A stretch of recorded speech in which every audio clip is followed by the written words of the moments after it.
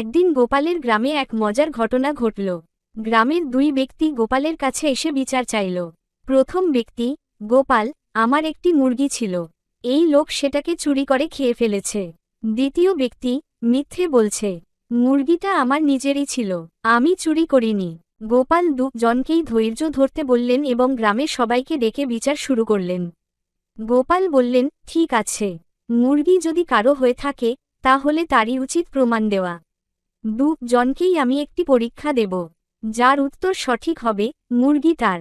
পরীক্ষা, গোপাল বললেন, তোমাদের দুজনকে এই টেবিলের ওপরে একটি করে ডিম রাখতে হবে। যিনি সবচেয়ে তাজা ডিম আনতে পারবেন মুরগি তার হবে। গ্রামের সবাই শুনে অবাক হল, কারণ মুরগি তো ডিম পারে, কিন্তু এই কাজ মানুষের জন্য অসম্ভব। প্রথম ব্যক্তি, গোপাল, এ কেমন বিচার, আমরা তো ডিম পারতে পারব না। দ্বিতীয় ব্যক্তি, হ্যাঁ, এটা অসম্ভব।